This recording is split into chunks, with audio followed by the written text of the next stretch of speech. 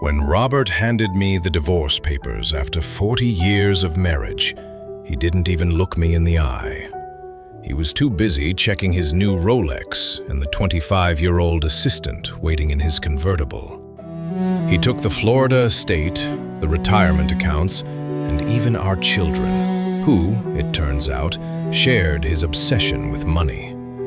He left me with one thing: my grandmother's dilapidated wood cottage in rural Ohio, along with a parting insult.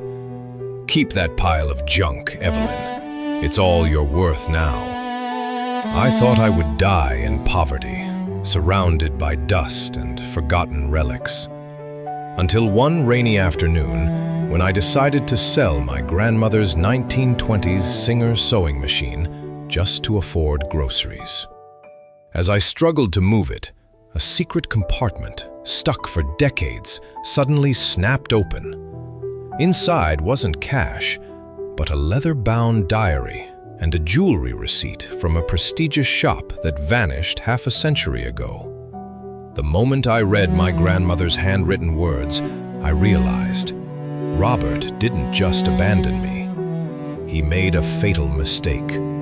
He left me the only evidence that could put him behind bars and make me a millionaire. But as I prepared to claim my justice, a familiar luxury SUV pulled into my gravel driveway.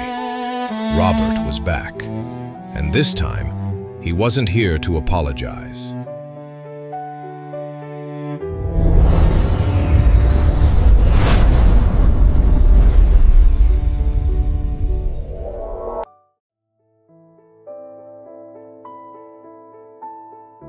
They say blood is thicker than water, but in my family, blood looks a lot like ink on a bank statement. 2 days after the divorce was finalized, my son David, a man I spent 20 years raising to be a gentleman, called me. He didn't ask if I had enough food. He didn't ask how I was sleeping in a house where the roof leaked every time it drizzled. No, he called to tell me that he and his sister Chloe were officially moving on. "Mom," he said, his voice as cold as a January frost in Chicago, "Dad offered us a position in his new firm. We can't be seen taking sides. It's bad for business." My own children, the ones I had stayed up with through every fever and heartbreak, had chosen their father's gold over their mother's soul. Chloe was even worse. She sent me a link to a low-income senior facility and told me to sell my grandmother's furniture for firewood. To them, I wasn't their mother anymore. I was a liability. I sat on the floor of that dusty attic, surrounded by things Robert called trash. I felt like trash too. I looked at the old Singer sewing machine, the only thing that didn't turn its back on me. As I ran my fingers over the cold iron, I remembered the secret drawer. My heart hammered against my ribs as I pulled out the leather diary again. I began to read the first page, and the room seemed to grow cold. My grandmother wasn't just a seamstress, and the jewelry receipt? It was for a tiara that had been reported stolen in 1951. A piece of history that Robert had been trying to find for years without realizing it was right under his nose the whole time. The diary wasn't just a collection of memories. It was a map of Robert's lies. For 40 years, Robert had told me he built his fortune from nothing. But according to my grandmother's journals, the foundation of his empire was built on a crime. In 1951, her family, immigrants who had lost everything, were the caretakers of a grand estate in New York. When the owners fled during a scandal, a priceless heirloom went missing: the Romanov tiara. Robert's father had been the one to find it, but he couldn't sell it, not legally. He had hidden the stones, one by one, inside the most ordinary objects he could find. Objects like my grandmother's heavy, cast-iron sewing machine. With trembling hands, I took a screwdriver to the base of the machine. I wasn't looking for pins anymore.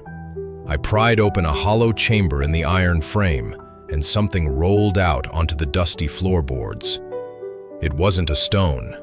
It was a professional appraisal from 1985, hidden there by my own husband. Robert knew.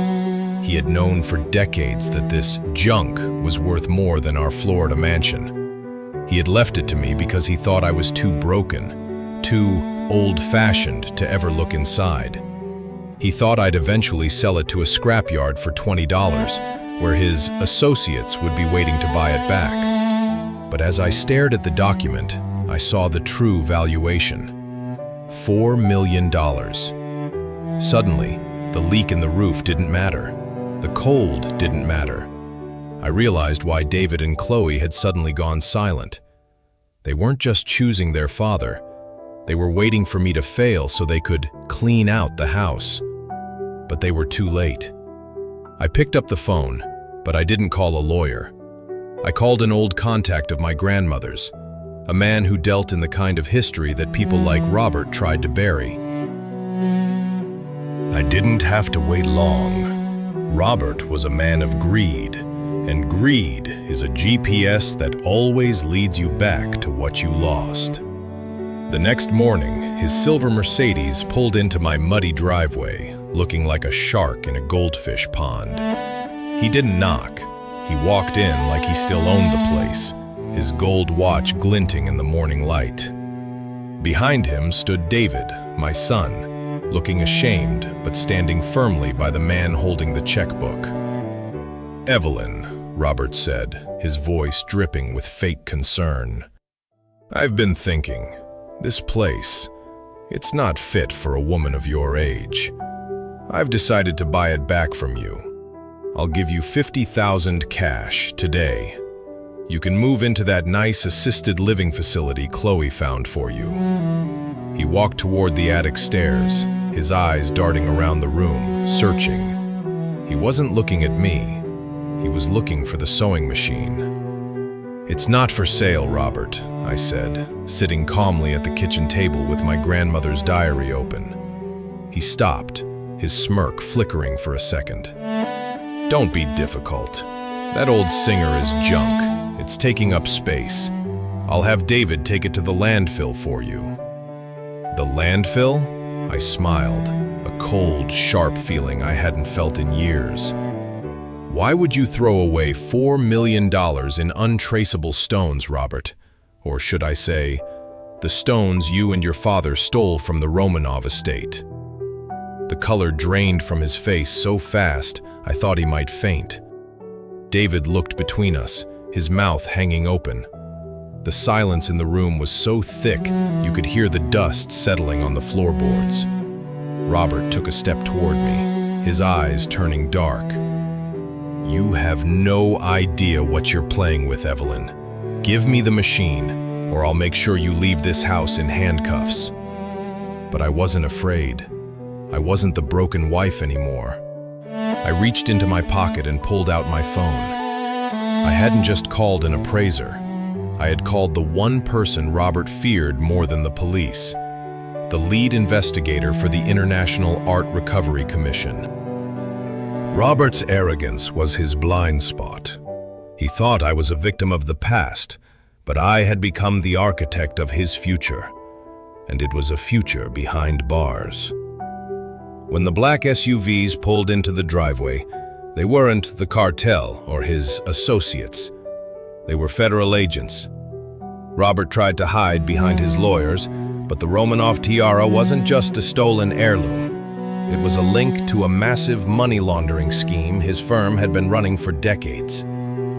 As they led him away in handcuffs, his expensive suit rumpled and his face pale with terror, he turned to David and Chloe. He begged them to help him, to use their connections. But my children, true to the nature he had taught them, simply stepped back. They didn't want to be associated with a criminal. I watched from the porch of my grandmother's cottage, the old Singer sewing machine sitting safely inside. The commission didn't just take the stones. They awarded me a significant finder's fee, enough to restore this house, buy back my peace of mind, and ensure I'd never have to look at a bank balance with fear again. As for David and Chloe, they came to my door a week later, flowers in hand, crying about misunderstandings and family loyalty. I didn't let them pass the porch. "You chose Dad's gold," I told them, my voice as steady as the Ohio horizon. "Now you can go and find where he buried it. This house is for family, and I don't see any family here."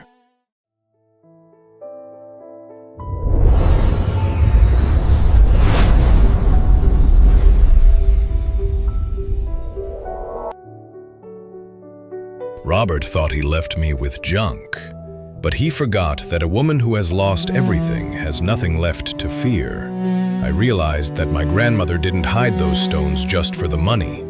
She hid them for a day when a woman in our family would need to reclaim her power. I'm 68 years old, and for the first time in my life, I'm not Robert's wife or David's mother. I am Evelyn. I have my garden, my grandmother's sewing machine, and a future I built with my own hands.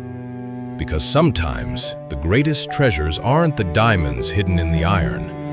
It's the strength you find in yourself when everyone else tells you you're worth nothing.